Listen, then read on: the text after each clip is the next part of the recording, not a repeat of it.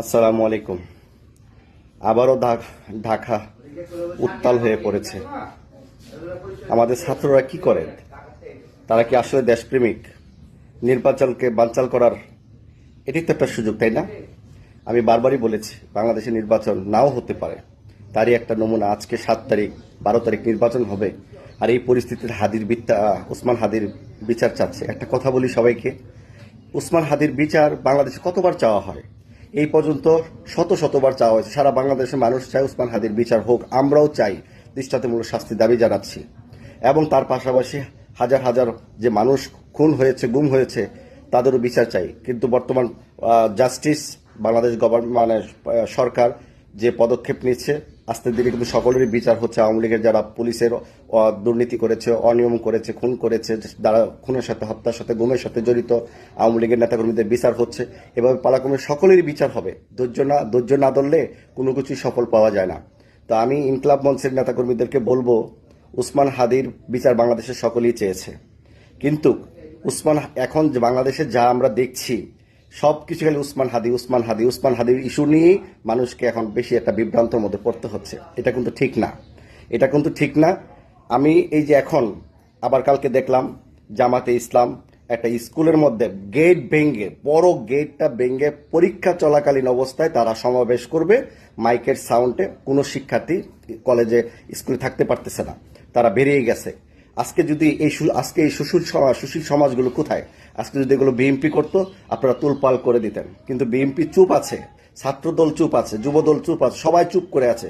কারণ তারা চায় শান্তিপূর্ণভাবে দেশটাকে গঠন করার জন্য। তারা উচ্ছৃঙ্খল কোনো কিছু করতে চায় না। আপনারা কোন দিকে প্লাবিত হচ্ছেন একবার চিন্তা করে দেখেছেন? আজকে যদি বিএনপি মাঠে নামে, ছাত্রদল প্রতিবাদ করে, তাই এটার অ্যাকশনটা কোথায় যা দাঁড়াবে? এখন ওই যে আপনারা যে হবিগঞ্জের যে বিতর্কিত একটা ছেলে মাহাদি হাসান, যে থানা পুড়িয়ে দিয়েছিল হবিগঞ্জের, এই পুলিশ এসআই মেরে ফেলেছে। কালকে আবার হুঙ্কার দিছে, এত বড় হুঙ্কার দিছে যে তারা অবস্থা খারাপ করে ফেলাবে। পুলিশের মনে করাই দিতেছে সে যে খুন করছে পুলিশকে, আবার আগুন জ্বালিয়ে দিয়ে থানা পুড়াইছে সে মনে করাই দিতেছে। তাহলে পুলিশকে আবারও সেই পথে তারা নিয়ে যাবে। তাদের এত বড় হ্যাডম হয়ে গেছে। আমি তাদেরকে একটা কথা বলে যাই, এক মাঘে কিন্তু শীত যায় না। একবার তোমরা দেশের জনগণ সাপোর্ট দিয়েছে বিদায় তোমরা এগুলো কাজ করতে পেরেছ, সেই সুযোগ আর পাবে না। পুলিশ আমাদের রাষ্ট্রীয় বাহিনীর ফোর্স, তাদের গায়ে কেউ হাত দিলে জনগণ তা মেনে নেবে না। আবার দেখলাম ইনকলাব মঞ্চের নেত্রী ফাতেমা জুমা এক পুলিশ নেত্রীকে থাপ্পড় মারতেছে। বাহ, কি সুন্দর শাসন! পুলিশের মহিলা পুলিশকে সে থাপ্পড় মারতেছে। এবং আর কত জঘন্যতম কাজ। আবার ইনকলাব মঞ্চের যে নেতা, নামটা কিন্তু ভুলে গেছি, সে বলতেছে ডিসি মাসুদ, যে একজন বিশেষ কমিশনার প্রাপ্ত বড় অফিসার, তাকে নাকি চড়ায়া দাঁত ফলাই দেবে। বলছে চড়ায়া দাঁত ফলাই দেবো। দেখছেন, এগুলো যদি ছাত্রদের ভাষা হয় আর সন্ত্রাসীর ভাষা কিরকম হবে? আবার আরেক জামাতের নেতা বলতেছে যে আমাদের কাছে যে অস্ত্র আছে সেই অস্ত্র দিয়ে আমরা বিশ্ব মোকাবেলা করতে পারবো। তাহলে বুঝেন, তাহলে বাংলাদেশের মানুষের ভাগ্যে কি হবে? তো ঢাকা নির্বাচন ঘিরে যে পরিস্থিতি হচ্ছে, দেশের প্রতিটি মানুষ এটা প্রতিবাদ করা উচিত। যাদের সন্তানেরা ঢাকা লেখাপড়া করতেছে, যারা উস্কানি ওই যে ছাত্ররা আন্দোলন করতেছে, তারা তো কোনো না কোনো বাবা মায়ের সন্তান। তারা যদি তাদের সন্তানকে গড়ে ফিরিয়ে নিয়ে আসে, তাহলে এই আন্দোলন সংগ্রামে এই উচ্ছৃঙ্খল বিশৃঙ্খলা ঢাকা শহরে হবে না, বাংলাদেশে হবে না। আমি চাই প্রত্যেকটা অভিভাবক যেন তার সন্তানদেরকে ঘরমুখী করে নিয়ে আসেন। আর আমি স্বরাষ্ট্র উপদেষ্টাকে বলবো, আইন উপদেষ্টাকে বলবো, এবং ডক্টর মোহাম্মদ ইউনূস স্যারকেও বলবো, আপনারা বিতর্কিত আর জড়াবেন না। নির্বাচন 12 তারিখ হতে হবে, এটাই দিস ইজ ফাইনাল। আর যদি না হয় তাহলে ভাববো এগুলো আপনারা ছাত্রদেরকে দিয়ে উস্কানি দিয়ে আপনারা ক্ষমতা থাকার জন্য আপনারা এই ধরনের প্ল্যান করে আসতেছেন। কারণ আপনারা জামাতকে সরকারি দলে রেখেছেন, মানে সরকারি ঘোষণাপত্র ছাড়া, এবং এনসিপিকে রেখেছেন একই ক্যাটাগরিতে। তারা দেশ চালাচ্ছে এবং তারাই এই উচ্ছৃঙ্খল বিশৃঙ্খলার সাথে জড়িত। এবং তারা যেন নির্বাচন না হলে তাদেরই লাভ, তারা তো সরকার আছেই। এই ফাঁকে তারা আরও স্ট্রং হওয়ার সুযোগ তারা পাবে। কিন্তু একটা কথা মনে রাখবেন, অতিরঞ্জিত কোনো কিছুই ভালো না। ধৈর্যের বাঁধ ভেঙে গেলে জনগণ কিন্তু কাউকে ছাড়বে না।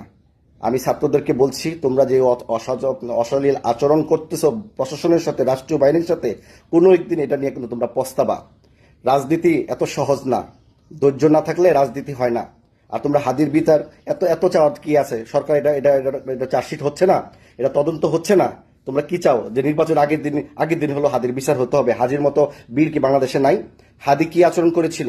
আমরা হাদির প্রতিবাদ করি না, হাদির মৃত্যুর পরে হাদির পক্ষে প্রতিবাদ করেছি এবং সে ভারতের বিপক্ষে কথা বলেছে, আমরা মেনেছি। খালেদা জিয়ার সুসম্মান, খালেদা জিয়ার ঐতিহ্য তুলে ধরেছেন সত্যের সাথে, এটা আমরা গ্রহণ করেছি। এবং জামাতে ইসলামের তারা লুঙ্গির নিচে রাজনীতি করেছে, আন্ডারগ্রাউন্ডের রাজনীতি করেছে, এটা জামাতকে হার্ট করেছে, কিন্তু এটা সত্য বলেছে। এবং সেই সাথে আরো বলেছে যে এনসিপি দুর্নীতির সাথে, চাঁদাবাজির সাথে সুপরিপূর্ণ যুক্ত, এটাও সত্য বলেছে। কথাগুলো সবগুলোই সত্য। তো হাদির হত্যার পিছনে কারা দায়ী হতে পারে? হাদি কোন দলের বিরুদ্ধে বেশি প্রতিবাদ করেছে? তারা যে হত্যা করেছে না তার গ্যারান্টি কি? সেটা নিয়ে অবশ্যই তদন্ত করবে সরকার। যদি এই সরকার না করতে পারে, একজন দলীয় সরকার যখন আসবে তার উপর সেটা অপ্রীত দায়িত্ব হয়ে পড়বে। আমি মনে করি সেই সুযোগ সেই সরকারকে দেওয়া উচিত। অন্তর্বর্তীকালীন সরকার ঘোষণা দিয়েছে 12 ফেব্রুয়ারি জাতীয় সংসদ নির্বাচন হবে, সেই নির্বাচন যেন সুষ্ঠু এবং সবল হয়। আমি প্রশাসনকে বলবো আপনারা সবাই নীরব মানে একদম নীরব মানে কি বলবো আপনারা মানে কোনো পক্ষপাতিত্ব না করে একদম সরাসরি যেটা স্ট্রেট ফরওয়ার্ড ভাবে আপনারা নির্বাচন মানে নিয়ন্ত্রণ করবেন এবং ব্যালট বক্সগুলো আপনারা চেক করে, জনগণের সামনে চেক করে তারপর বিভিন্ন কেন্দ্রের মধ্যে আপনারা ব্যালট বক্সগুলো ঢোকাবেন। জনগণকে যেন ধোঁকা না দেওয়া হয়। আওয়ামী লীগ সরকার যেভাবে করেছে সেভাবে তার প্রতিচ্ছবি যেন এখন না হয়। যারা বিএনপি করে আমি তাদেরকে ধন্যবাদ জানাই, তারা ধৈর্য সহকারে সবকিছু মোকাবেলা করছেন। আজকে যদি জামাতে ইসলাম যেভাবে গেট ভেঙে স্কুল কলেজে পরীক্ষার সময় ঢুকেছে, সেগুলো যদি আজকে বিএনপি করতো তাহলে বাংলাদেশে কত মানুষ প্রতিবাদ করতো, ছাত্র শিবির প্রতিবাদ করতো, এটা করতো সেটা করতো। কিন্তু এখন করেন না কেন? তো এখন দান্দাবাজি গেছে গা, নিজেদের লুক করতেছে। তা আমি মনে করি এইসব বন্ডামি ছাড়েন। নির্বাচন যদি বানচাল হয় আপনারা সকলেই বিপদে পড়বেন। সেনাবাহিনী অলরেডি হুঁশিয়ার করে দিয়েছে, কোনো নির্বাচন পিছানোর কোনো সুযোগ নাই, সেম টাইমে হবে। আর সেনাবাহিনীর পাশে আমরা আছি, বাংলাদেশের জনগণ আছে, আমরা সাধারণ জনগণ থাকবে, রিটায়ার্ড পার্সন সোলজাররা থাকবে, বাংলাদেশের সকল রিটায়ার্ড পার্সন প্রশাসন থাকবে। 12 তারিখ নির্বাচন হতে হবে এবং কারচুপি মুক্ত নির্বাচন। কোনো ছাত্ররা যদি অশালীল কোনো কাজ করে তাহলে তাদেরকেও বিচারের আওতায় আনতে হবে। জুলাই বিপ্লব বলতে সকল নাগরিক করেছে, জুলাই যোদ্ধা বলতে কোনো কথা নেই। যোদ্ধা হচ্ছে একটা রাষ্ট্রের সাথে যুদ্ধ করা অস্ত্র সহ, এটা যুদ্ধ নয়, এটা বিপ্লব। যারা বিপ্লব করেছে আমরা তাদেরকে সম্মান জানাই সকলকে, কিন্তু বিপ্লবের মধ্যে যদি কেউ দুর্নীতি, দুঃশাসন, চাঁদাবাজ, কোনো খারাপ কাজ, খুন খারাপের সাথে জড়িত থাকে কাউকে কিন্তু ছাড় দেওয়া হবে না। কারণ 1971 সালে যারা স্বাধীন করেছে বড় বড় বীর বিক্রম, বীর উত্তম ব্যক্তিদেরকেও কিন্তু এই দেশের মানুষ শাসন করেছে, তাদের বিচার করেছে। আপনারা ভুলে গেছেন যে আপনারা এই যে খালেদ মোশাররফ জিয়া রহমানকে যখন গ্রেফতার করেছিলেন, খালেদ মোশাররফ কেন গ্রেফতার করেছিলেন? সে ভারত এবং বাংলাদেশকে এক করার প্ল্যান করেছিলেন। যেদিন জিয়া রহমানকে গ্রেফতার করা হয় সেদিন কিন্তু ব্রিগেডিয়ার জেনারেল খালেদ মোশাররফ বীর উত্তম তার বোনের বাড়িতে ভারতীয় পতাকা টাঙানো হয়েছিল। তারা জানে যে ভারত বাংলাদেশ এক হয়ে যাবে। সেখানে জিয়া রহমানকে উদ্ধার করে বিভিন্ন ব্যাটালিয়ান সৈনিকরা তাকে উদ্ধার করে বিভিন্ন আর্মির অফিসারদেরকে হত্যা করা হয়েছে। তারাও কিন্তু মুক্তিযোদ্ধা ছিল, বীর খেতাবপ্রাপ্ত ছিল। অন্যায় করলে, রাষ্ট্রের বিরুদ্ধে গেলে তার বিচার হতে হবে। সে যত বড়ই মুক্তিযোদ্ধা থাকুক, বীর খেতাবপ্রাপ্ত থাকুক, আর বিপ্লবের নেতাকর্মীরাই থাকুক না কেন, বিচার বাংলাদেশের মাটিতে হবে, কারণ আইনের ঊর্ধ্বে কেউ নয়। ধন্যবাদ সবাইকে। আমি চাই বাংলাদেশে 12 তারিখ নির্বাচন হবে এবং বাংলাদেশে যারা উচ্ছৃঙ্খল বিশৃঙ্খল করছেন আপনারা সকলে সাবধান হয়ে যান। নিজের জীবনের নিরাপত্তা নিজেই দিতে হবে। রাখুন, এই জীবন চলে গেলে আর কেউ পাবে না। আপনার জীবন চলে গেলে আপনার বাবা মা কাঁদবে, ভাই বোন কাঁদবে, ফ্যামিলি ধ্বংস হয়ে যাবে। এই কথাটা বলার কারণ হচ্ছে কি জানেন?